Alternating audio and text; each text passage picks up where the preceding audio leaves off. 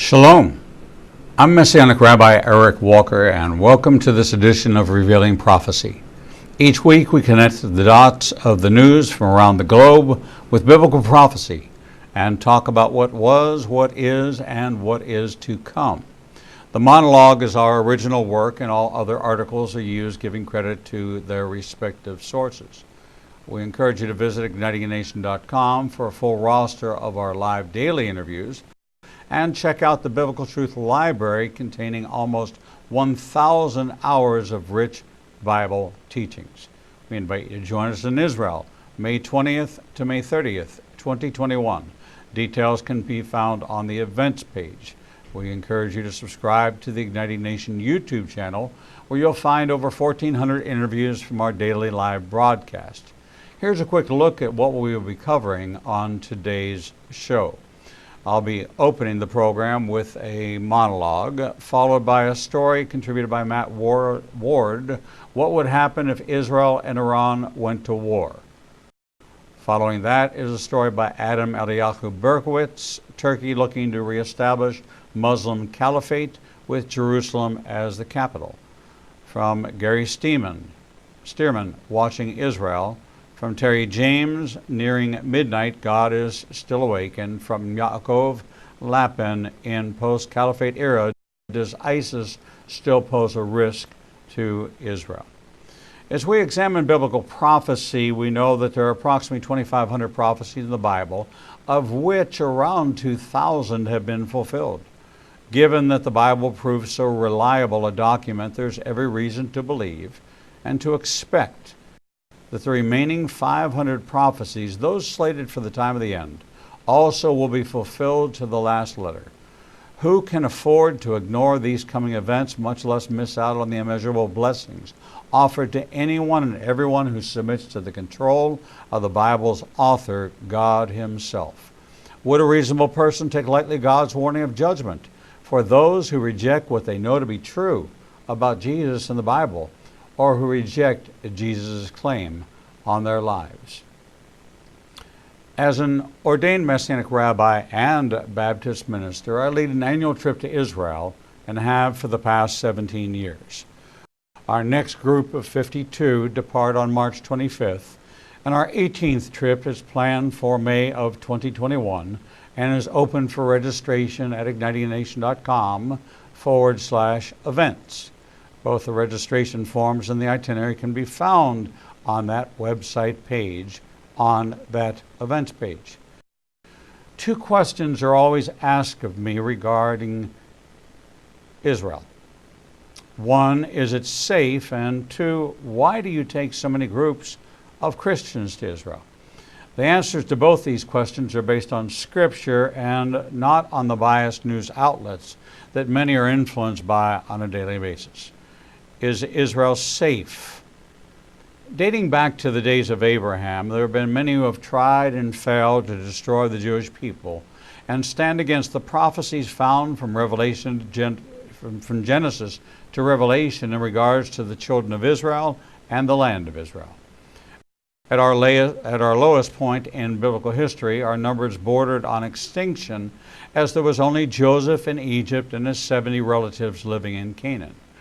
If there was any species of any kind on earth with a total number of 71, they would have far surpassed the definition of endangered and be clearly labeled as being on the verge of extinction. In previous monologues, I have given you insight into why the prophecy of Genesis 3:15 is preeminent among all prophecies concerning Satan's plan to kill the seed line of Messiah so that he could remain prince of this earth. From the Garden of Eden until today, his diabolical plan will not end until Messiah returns and Satan and his followers, both the angels who fell with him and those who take the mark of the beast, are thrown into the lake of fire. Throughout our history, countless nations and people groups have tried to destroy the seed line of Messiah and prevent his birth and his second coming. That doesn't paint a picture that would lead one to believe that Israel is safe to visit. But God, yes, but God, who has decreed through His word that He would always preserve a remnant to bring about His plans for the Jewish people and the land of Israel. Since 1948, the year of Israel's creation, as the Jewish state, there have been wars and rumors of wars, yet Israel flourishes. Israel has developed the Iron Dome, David's sling, and the most sophisticated laser defense technology in the world. Although the news focuses on rocket fire from Gaza and the constant beating of war drums from Iran and their proxies in Gaza, Lebanon, Syria, Iraq, Yemen, and beyond, Israel today is safer than most American cities. In a December 29, 2019 report, the Jerusalem Post stated the following: Israel enjoyed another unprecedented year of incoming tourism in 2019. The tourism ministry announced on Sunday, with approximately 4.55 million tourists visiting the Jewish state, breaking annual records for a third consecutive year. Tourist entries increased by 11% compared to 2018, when 4,120,800 foreign visitors arrived in the country. So therein lies the answer. Israel is safe to travel to, and most groups, including mine, do not go anywhere near the areas that make the news. Now to the second question. Why do I and so many others lead groups to Israel? Imagine for a moment how many times you've read in your Bible, or heard a sermon, or watched a teaching, or read a book and Israel is mentioned. If you think about it, you have probably heard more about Israel than any other place in the world. From the promises found in Genesis 15 to all the prophecies about the coming of Messiah and his return, Israel is the epicenter of it all. Many have it on their bucket list, a vacation to Hawaii or Australia or some other exotic destination, yet those vacations may be your dream, but do they really change your life eternally? The travel brochures are filled with pictures of amazing wonders, all created by the hand of God, and are truly to be enjoyed, but we are not called by God to study the travel brochures. We're called to study the Bible, to show ourselves approved of God.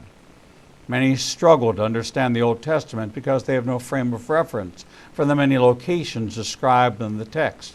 It can be difficult to identify with something you've never seen, and there's a trend to focus our attention on the New Testament, and in particular Jesus and the teachings of Paul. But if you stop for a moment and consider that all of Jesus' ministry took place in Israel, as well as much as Paul's and Peter's life, you realize that Israel is at the heart of all the scriptures found in both the Old and New Testaments. When you visit Israel, it's not a vacation. It's actually a pilgrimage and a walk through the pages of the Bible. Until I experienced Israel as a believer, the Bible described places I could only see in pictures. It wasn't until I stood the very spot that was described in the Bible that it became alive. There I stood at the spot where Elijah confronted the prophets of Baal. You cannot imagine looking out from that very spot the magnitude of the valley of Megiddo, where the armies of the Antichrist will gather, the 200 million man army, and all of its tanks and armament. In a matter of minutes, you transcend the boundaries of time and journey back in time 2,900 years and step into a prophetic event yet to come. As you navigate from this historical location and arrive in the Golan Heights, you stand on the border of Syria and can see Damascus in the distance and the border of Lebanon from that same spot. The battlefield of the old and of the present day right beneath your feet brings a perspective that can only be experienced firsthand. And then you arrive at the heart of Jesus' ministry in the Galilee and set foot in the actual synagogues he preached in 2,000 years ago. The winds carried his voice and his message in Tiberias, Magdala, Capernaum, and on a boat sailing the very waters that he sailed and Peter fished. The city on a hill that cannot be hidden comes into view, and you're transported back 2,000 years ago as you hear the Sermon on the Mount. Your journey through the scriptures takes you to the place where David hid from Saul, and in the days of John the Baptist, you hear the voice of one declaring, "Prepare ye the way of the Lord." You followed John to the place east of Jericho where he baptized Jesus, and you are immersed in the same waters that our Messiah was immersed in.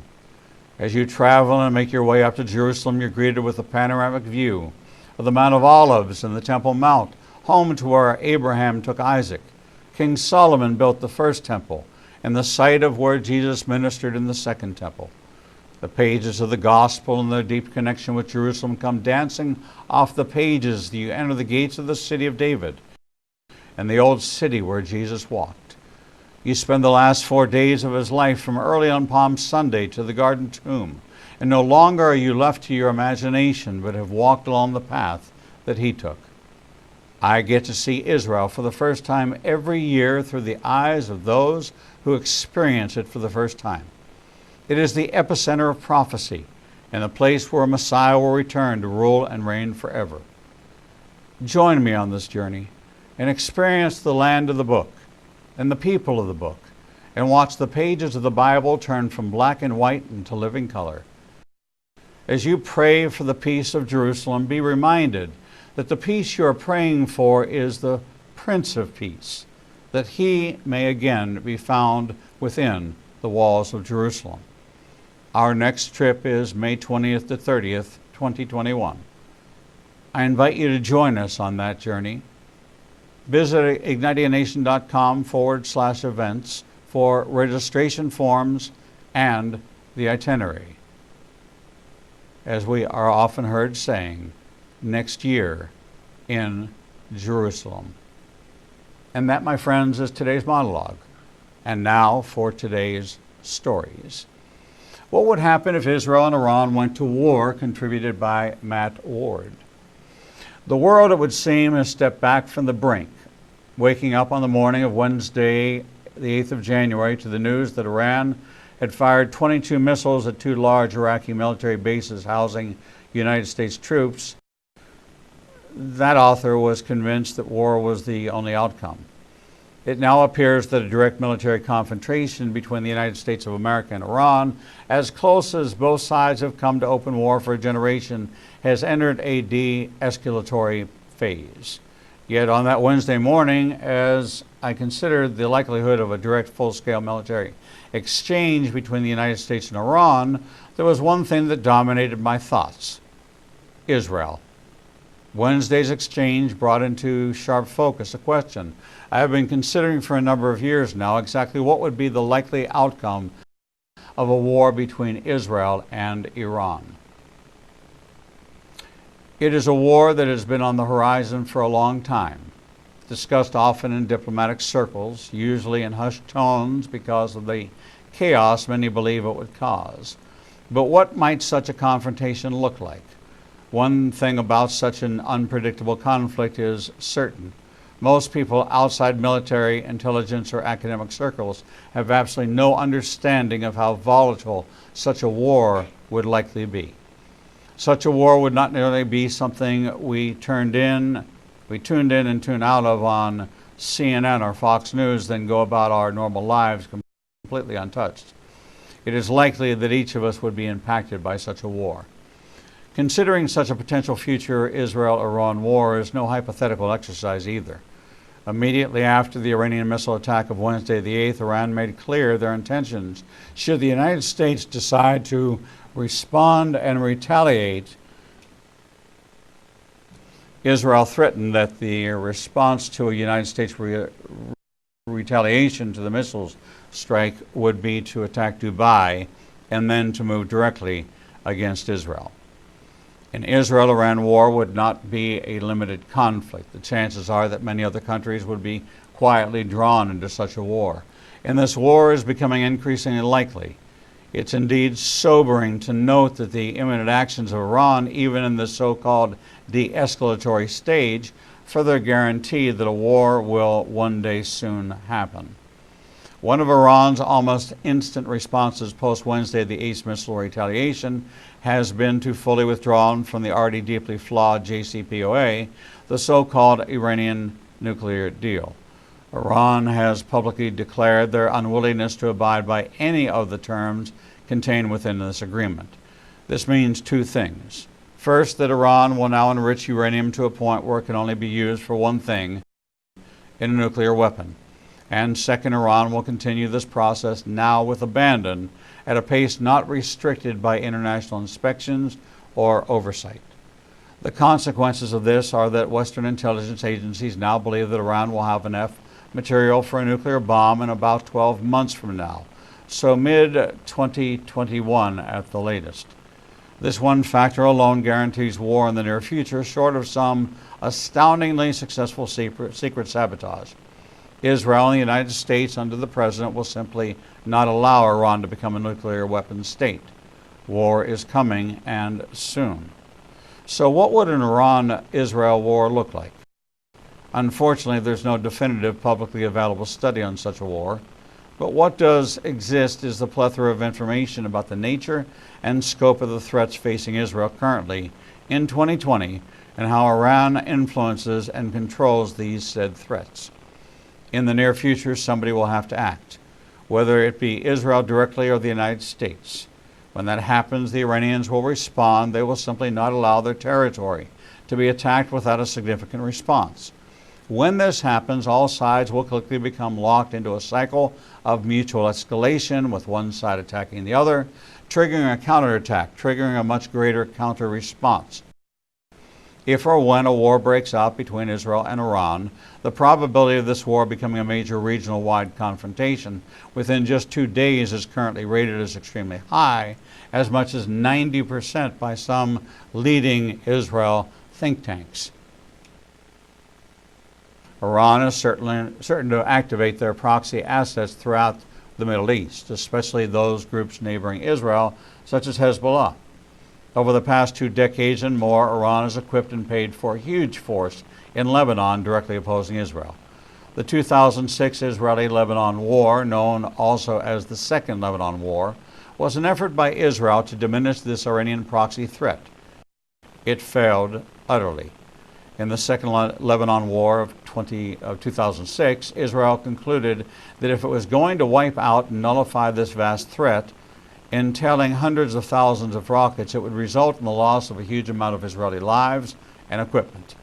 Therefore, the Israel Defense Force concluded that the only way to effectively deal with this threat without such a catastrophic loss of Israeli lives was to use a low-yield neutron bomb. They concluded this because a neutron bomb has a higher short-term radiological output, but less blast output than normal nuclear weapons, therefore limiting the widespread damage that would be caused. The world reaction to such an action would be vitriolic. The Muslim world's reaction to such an act would be equally vitriolic. Today in 2020, 14 years after the Second Lebanon War, the threat from this same force is now even more significant and malign. A conservative estimate is that the total number of missiles and rockets in Lebanon currently aimed at Israel stand at between 40 and 110,000 in number. This is a conservative estimate. Many of these rockets are unguided Katyusha rockets. However, many are now longer range, quite sophisticated guided missiles. All of Israel will become the front line in the next war. Manning and protecting this arsenal is believed to be a brigade-sized group of Hezbollah special forces. These men have been trained and equipped directly by Iran. Additionally, these men answer only to Iran, not the Lebanese government. This means that the trigger, so to speak, for this vast arsenal is in Tehran, not in Beirut. If any strike against Iranian nuclear facilities or war with the United States and/or Israel, Iran would certainly pull this trigger. Israel faces a huge throw weight of missiles and rockets. If any Iran war, they would also be contesting against the extensive forces aligned against them in Syria, which has much longer range and larger missiles available to them, not discounting the combination of small rockets and missiles in both the West Bank and Gaza. The Jewish state would be attacked from all sides at the same time, impacting the border areas of the country, and this time the heartland too. Israel would clearly be completely overwhelmed against such a bombardment. They face a truly massive number of rockets and missiles aimed at them. Unfortunately, their situation can and does get even worse. It is now the belief of Israel and many in the West that some of these rockets and missiles have radiological, chemical, or biological agents attached to them, especially so concerning the Syrian threat. In fact, it's now quite well known that the biggest arsenal of non-nuclear WMD currently on the earth resides underneath one city in large but distributed underground storage facilities, Damascus. In any further war with Iran, if any of these weapons do have radiological, chemical, or biological agents in them and are used against the Jewish state, the Israeli response would be unequivocal: the nuclear annihilation of Syria, Iran, and parts of Lebanon. Many, many people would lose their lives in such a scenario. But the matter would not end there with unprecedented destruction and death in the Middle East. Unfortunately, their situation can and does get even worse. It's now the Iran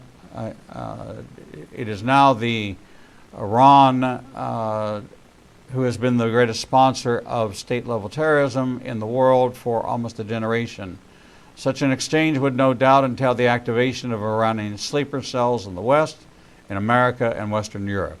Their objectives would be simple and clear: to wreak havoc on domestic Western populations, either through direct attacks or through any number of malicious manufactured killer viruses potentially being released into the general population centers. When one looks at Bible prophecy and reads the words of Ezekiel, amongst others, and then looks at the events of today, one cannot help but think that these words of yesterday were written about our today. We live through these events. They are events for our time, for our world, for our generations now. In light of such events, how should we live and prepare? We should fix our eyes on Jesus and trust in Him only. He is the author in our salvation, the bringer of hope, and our only deliverer. John 3:36 says, "He who believes in the Son has everlasting life. He who does not believe in the Son shall not see life, but the wrath of God abides in him." Approach every day with the unique hope that only those regenerated through faith in Messiah can have, and then be about your Father's business, bringing salvation to the lost. John 4:35 says, "Behold, I say to you, lift up your heads and look at the fields, for they are already white for the harvest. Then when all is done, lift up your heads and rejoice, for your salvation does indeed draw nigh." From Luke 21:28. Now when we see these things begin to happen, look up and lift up your heads, because your redemption draws near. Now to our next story. Turkey looking to establish Muslim caliphate with Jerusalem as their capital, by Adam Eliyahu Berkowitz. A new military incursion into Libya is part of a long-awaited dream by Turkish President Erdogan to return the Ottoman Caliphate, a global Islamic rule that subjugated Jews and Christians for 6 centuries. The Syrian Observatory for Human Rights, SOHR, reported on Monday that Turkish-backed Syrian mercenaries have begun arriving in Libya. Approximately 2,400 troops are already in Tripoli, with another 1,700 currently undergoing training in Turkey. Activists informed the Syrian Observatory for Human Rights that Turkey intends to send a total of 6,000 troops to Libya. Turkey is backing the Tripoli-based government of national accord in its fight against the eastern-based Libyan National Army led by General Khalifa Haftar and backed by Russia. The government of national accord is supported by Egypt and Saudi Arabia. It also receives air support from the United Arab Emirates. Until now, the role of the Turkish military has been limited to 35 military personnel, involved solely in training and advisory roles. The new Syrian troops are mercenaries hired from rebel groups opposing Syrian President Bashar al-Assad. The Turkish government will pay each soldier a monthly stipend of $2,000, far more than the $50 they earned to fight back home in Syria. The Syrian troops are also fighting against the Kurds in Libya. Turkish intervention is a manifestation of Turkish President Recep Tayyip Erdogan's aspiration to establish himself as the leader of a global Islamic nation. The SOHR reported that a commander of the Turkish-backed Syrian troops en route to Libya announces their battle cry, "We will present our souls for the Ottoman Caliphate." The Ottoman Caliphate, known in the West as the Ottoman or Turkish Empire, was founded in the 13th century and eventually controlled much of Southeast Europe, Western Egypt, and Northern Africa. This control lasted for several hundred years and only truly ended after World War I, when the empire was partitioned by the Allied powers and the 101st and final Caliph, Sultan Abdulmajid II, was deposed and expelled. It should be noted that after his expulsion from Turkey, Sultan Abdulmajid II was in close correspondence with the Mufti of Jerusalem, Haj Amin al-Husseini, the president of Palestinian nationalism, who later became a close friend of Adolf Hitler and an advocate of the Holocaust. The Ottoman Empire was a Sunni caliphate which exerted a hegemonic power of Muslim control over the non-Muslim populations, most notably a Christian Catholic majority. In accordance with the Muslim dhimmi system, Christians were guaranteed limited freedoms such as the right to worship. They were forbidden to carry weapons or ride on horseback. Their houses could not overlook those of Muslims, in addition to various other legal limitations. Many Christians and Jews converted in order to secure full status in society. Before his election, Turkish political analysts feared that candidate Erdogan's rise to power was fueled by his aspirations and those of his supporters to return Turkey to its former glory as the head of the Muslim world. His term in office confirmed these fears. In the wake of a failed attempt at a coup by a faction in the army in 2016, Erdogan mobilized the military against the populace and jailed hundreds of dissidents. But Erdogan's caliphate aspirations extend beyond the borders of Turkey and target Israel and, most specifically, Jerusalem. At a summit of the Organization of Islamic Cooperation, the OIC, in Istanbul last year, Erdogan called on all of the 57 Muslim member nations to join together against Israel to avenge the death of Palestinians killed while charging the south border with Gaza. In 2015, Erdogan gave a speech commemorating 562 years since the Turks captured Constantinople, now known as Istanbul, from European Christians, in which he called for the Muslim conquest of Jerusalem. Conquest is Mecca. Conquest is Saladin. It is to hoist the Islamic flag over Jerusalem again. Conquest is the heritage of Mehmed II. And conquest means forcing Turkey back on its feet, Erdogan said in the speech in Istanbul. Erdogan's support of the Palestinians was returned in kind. In a Muslim gathering on the Temple Mount earlier this month commemorating the conquest of Constantinople in 1543 CE, Nidal Abu Ibrahim Siam, a Palestinian preacher, addressed a crowd of approximately 7,000. As reported by the Middle Eastern Media Research Institute, Siam told the crowd that 3 prophecies would soon be fulfilled. A rightly guided caliphate will be established, that Jerusalem will be liberated and established as its capital, and that Islam will throw its neighbors to the ground, thereby achieving world domination. The gathering was originated by Hizb ut-Tahrir, an international pan-Islamic political organization dedicated to establishing a global caliphate. Founded in Jerusalem in 1953, the organization is banned in many countries. Erdogan has also been suspected of aiding Hamas, allowing the terrorist organization to operate out of Turkey. The terrorist group is also reportedly in contact with the Turkish intelligence agency. The key to the Turkish incursion into Libya and the hidden motivation is actually quite straightforward. 2 months ago, Turkey signed a maritime borders deal that gave Turkey a claim to parts of the eastern Mediterranean. In addition to its strategic military importance, the eastern Mediterranean has huge natural gas deposits. Turkey's entrance into the eastern Mediterranean puts it into close proximity with Israel and its offshore natural gas facilities. Dr. Mordecai Kedar, a senior lecturer in the Department of Arabic at Bar Ilan University, noted that Erdogan's interest in Libya is really quite simple. The whole thing is about natural gas, Dr. Kedar said. The agreement between Turkey and Libya bypassed Syria, Lebanon, Israel, and Egypt. They related to the entire Mediterranean and the enormous natural gas deposits as if they belonged only to Libya and Turkey. This could bring Israel into direct conflict with Turkey, but since Israel is supplying vital gas to Europe, this also brings Turkey into conflict with Europe.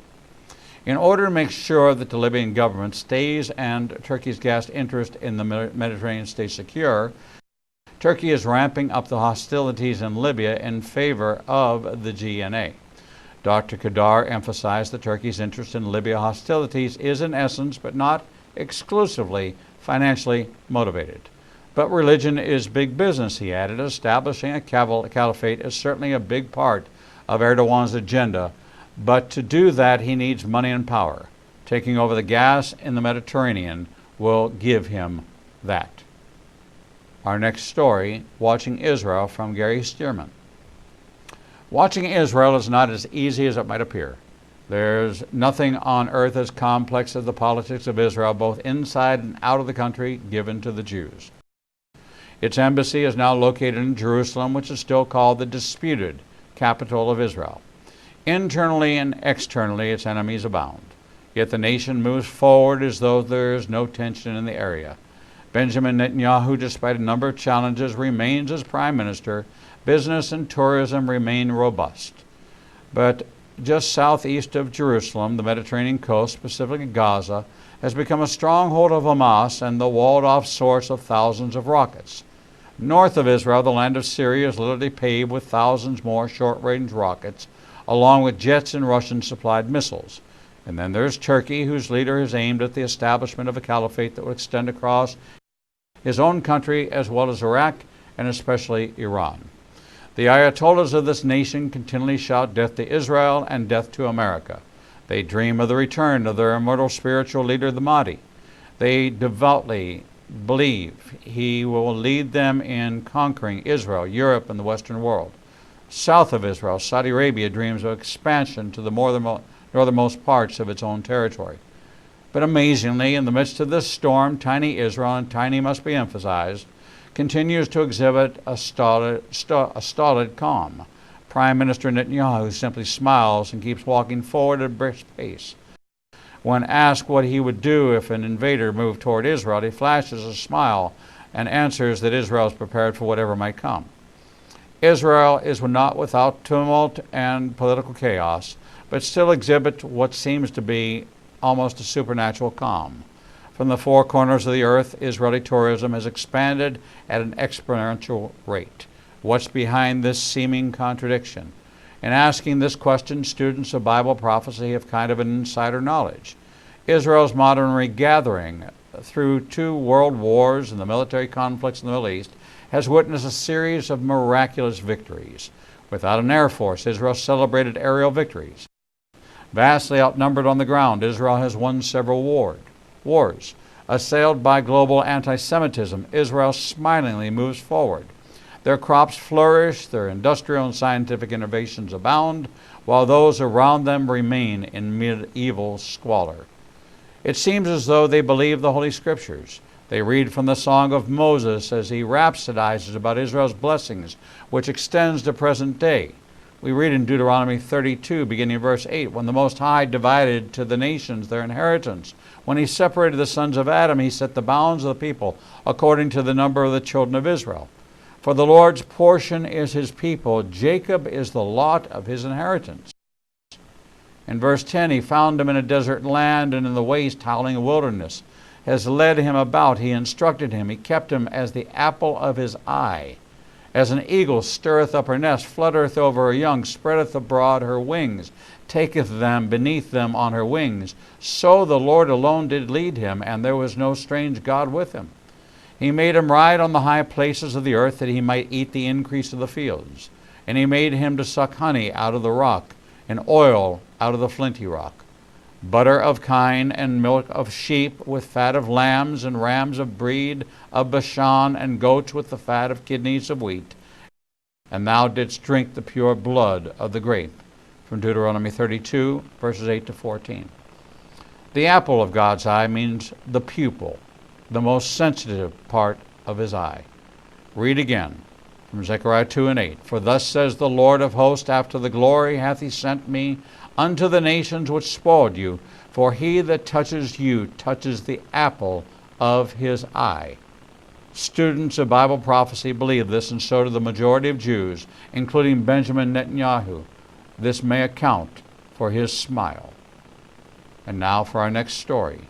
Nearing midnight, God is still awake. Terry James. A recent article in the Washington Post inadvertently mentioned it through an attributed quotation. Evidence forthcoming from the elimination of Qasem Soleimani, the head of the Quds Force, the division of Iran's powerful Islamic Revolutionary Guard Corps, seemed to validate it. As a matter of fact, every breaking news story seems alive with it, yet we who watch the unfolding of issues and events already know it in the deepest reaches of our spiritual hearts and minds. The Word of God says it all. Behold, he that keepeth Israel shall neither slumber nor sleep, from Psalm 121:4. The Washington Post article said in part, but as conflicts in the Middle East intensified and natural disasters struck, some voices are taking the opportunity to offer biblical interpretations. Religious teachers and authors, especially some conservative Christians, often draw on these kind of current events as examples of how various predictions and descriptions of the Old and New Testaments could be coming true. Many of these religious leaders view actions in Iran, a Muslim-majority country, as playing a special role in these predictions, which usually focus on the apocalypse or the end of days. California-based prophecy writer Bill Salas told viewers this week on the show Prophecy Watchers that Iran is the elephant in the room in the Middle East. He's the bully. Salas suggests on the show that God is angry with the current Iranian leadership and that the Christians should watch recent events as likely to fulfill biblical prophecies. He goes on to say, I really do believe this is going to lead to other things. This is the number one on my radar. Sarah Bulliam Bailey says our intentions could fulfill apocalyptic biblical prophecies. Some religious teachers say by Sarah Bulliam Bailey from the Washington Post on January 10th, 2020. Bill Salas does seem to have a point that the evidence validates, at least to us who believe Israel's God neither slumbers nor sleeps. God is awake and looks to be angry with the leadership of Iran. The tragic mistaken shooting down of the Ukrainian 737 at the time of the missiles roaring toward Iraq and the attack of American assets certainly seems more than just coincidence. Some believe God's hand is in the tragedy. This begs the question, is God a capricious God? Does he look down from his heavenly throne room and say, this will show them I am's anger? Is he a volatile, mercurial, unstable, a radical being that acts in such ways? Absolutely not. But does he allow acts that bring to light the evil of earthly actors? Yes, he absolutely does. The Almighty performed such enlightenment, some prophecy watchers believe, by allowing the world to see the Iranian regime's dealings with the death of those many people aboard the commercial passenger jet. First, they tried to portray it as a problem of mechanical failure, then as pilot error, and finally as caused by the American president for his killing of their second-in-command. This, incidentally, is the same thing many within the Democratic Party's presidential candidates and much of the mainstream news media held that it was President Trump ordering the elimination of Soleimani that caused the accidental shooting down of the airliner ultimately. The lie didn't work, just like most of the Democratic Party and mainstream media lies haven't worked. The Iranian people arose in great numbers, showing they believed the oppressive Iranian masters who rule over them were and are responsible for the ongoing problems they're suffering. It seems that heaven is making certain truth is told through the evil being perpetrated. Another signal that is the case is, I think, wrapped up in Iran's avaricious determination to develop nuclear weapons so they can have total hegemony over all the Middle East, particularly Israel. Also, so they can threaten the rest of the world if opposed in their evil doings. It is more than interesting that at the time the missiles were being launched toward American assets in Iraq and the airliner was mistakenly shot down, the very region of Iran's nuclear development facilities were being mentioned was shaken by earthquakes. An earthquake struck Iran near the Islamic regime's Bushehr nuclear plant on Wednesday, according to reports. The event happened as missiles were launched at Iraqi bases housing U.S. troops. A United States Geological Services quake map published two separate graphs southeast of Borzazhan, one at 7:50 a.m. and magnitude of 4.9, and another at 8:49 a.m., magnitude 4.5.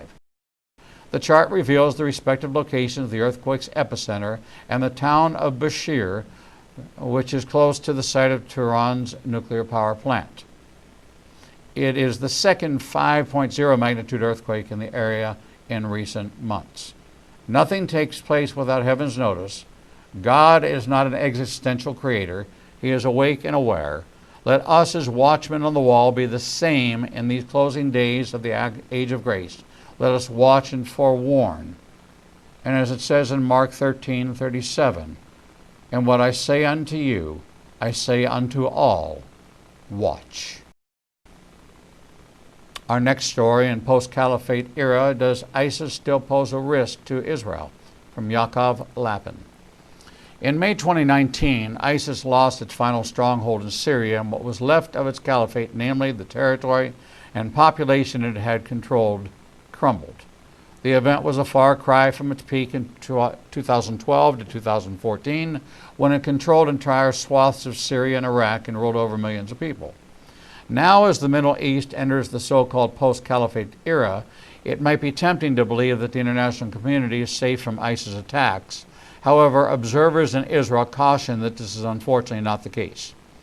Professor Boaz Ganor, founder and executive director of the International Institute for Counterintelligence in Herzliya, pointed out that while hybrid terror organizations, as ISIS was once, rule over a territory and population, classical terror organizations which do not control any areas focus on one thing only: planning and carrying out attacks. He goes on to say that hybrid organizations are usually large, well-based, and possess clear command and control systems. Usually alongside military terrorist systems, they develop political civilian systems that are in charge of providing service to the population under these control, including food, water, law enforcement, education, and more. Hybrid terror organizations such as Hezbollah and Hamas have wider consideration than classic terror organizations. They are also more visible on the intelligence radar. ISIS is now reverting to this classic terrorist stage. As such, it is perhaps weaker, but at the same time more dangerous due to the lack of an intelligence grasp over the different parts of the organization, cautioned Ganor. Still, he said, Israel need not be overly disturbed by ISIS threats. The central security threat stems from another hybrid terror organization, Hezbollah, which possesses an unprecedented arsenal of 150,000 rockets and missiles that cover most of the territory of Israel. In 2019, no ISIS network was active in the West Bank, while in the Gaza Strip, Salafi jihadist organizations kept low profile, according to a report recently by the Tel Aviv-based Meir Amit Intelligence and Terrorism Information Center. A few years ago, there was a strong connection between Salafi jihadists who belonged to the radical ideology camp of ISIS in the Gaza Strip and ISIS operatives in the Sinai Peninsula. Yet that connection has grown weak, especially because of the intensive counterterrorism activities carried out by the Egyptian security forces, the report said. In 2019, no rockets were launched into Israel by jihadists from the Sinai Peninsula. Al-Qaeda returns to its former glory days. In addition, ISIS seems to be looking for new territory on which to build its next caliphate. That search has led to its focus on areas such as North and Central Africa, Southeast Asia, and Afghanistan, he noted. The vacuum created by the decline of ISIS could be filled by the old Islamic trend, Al-Qaeda, which is trying to return to its glory days and could exploit the situation to return to the international terrorist stage, stated Ganor. The vacuum could also be filled by a new trend, a new global terror organization that will form around a radical Islamic figure who today is not at the center of the global arena. He stressed that in the coming year, the main threat in the Middle East will not stem from radical Sunni organizations like ISIS, but from Shiite militias and organizations, Hezbollah in Lebanon, and some 50 militias active in Syria and Iraq under Iranian orchestration and sponsorship. Meanwhile, the remnants of ISIS will continue making an effort to conduct terror attacks around the world through local networks, sleeper cells, foreign fighters returning to their countries, and by inspiring lone wolf attacks under ISIS incitement. Thousands of ISIS supporters and members of their organization remain active in eastern Syria and in the Iraqi territory. They could recapture territory in these areas, says Gnor, and from Sinai launch fresh attacks. The ISIS branch in Sinai remains one of the most effective ones in the world, according to Shoal Shea, Director of Research at the Institute for Policy and Strategy at the Interdisciplinary Center in Herzliya.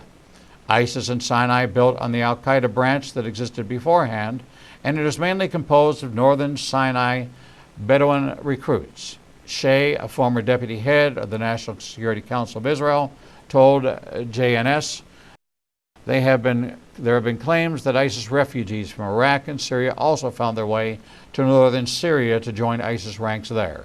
Egypt has launched a massive military campaign against ISIS in Sinai, but Shea noted that the tribal identity of Sinai Bedouin, as well as a sense of discrimination they feel from the central Egyptian government, has helped encourage recruits to keep joining. The activities of the Egyptian military are effective on the one hand, significantly damaging ISIS infrastructure, but on the hand, a vicious circle has been created. The military creates damage, which encourages more recruits, who trigger more military attacks. Hence, despite all the Egyptian efforts, we see that ISIS in Sinai is still active, said Shade. The Egyptian government, led by President Abdel Fattah al-Sisi, has recognized the problem and launched a program of investment that attempts to improve the quality of life for Sinai residents, though this is happening at a slow pace.